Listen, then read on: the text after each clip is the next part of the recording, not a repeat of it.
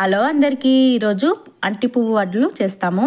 First ఎట్లా clean చేసుకునేది అంటే ఒక పెటల్ మాదిరి ఉంటుంది కదా, అదిను బిగ్ హెడ్ మాదిరి ఉంటుంది. ఆ ఫోర్లోనూ అది డిఫరెన్స్ తెలుస్తుంది. అదిను రిమూవ్ చేసుకొని అట్లే వేసుకునేయండి. తర్వాత ఒక మిక్సీ జార్ ఎత్తుకొని అందులో గ్రీన్ చిల్లీ, గార్లిక్, పట్టా, లవంగము, జింజర్ వేసి అందులోని కొంచెం శనగబ్యాలు వేసి బాగా పేస్ట్ మాదిరి వేసుకోవాలి.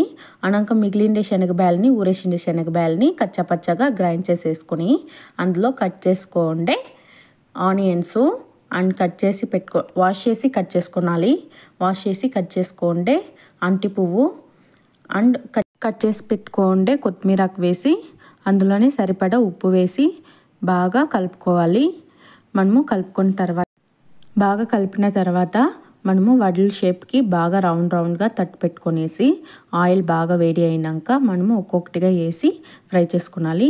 ఆయిల్ సెంటర్లో కొంచెం మీడియం ఫ్లేమ్లో పెట్టి మనము ఫ్రై చేసుకోవాలి. అంటి పువ్వు వచ్చి ఉడికేదానికి కొంచెం టైం అవుతుంది. దానివల్ల కొంచెం మీడియం ఫ్లేమ్లో పెట్టుకొని మనము ఫ్రై చేసుకుంటాము. ఫ్రై అయిన తర్వాత సర్వ్ చేసుకుంటే ఎంతో టేస్టీ అండి అంటి పువ్వు వడలు రెడీ అండి.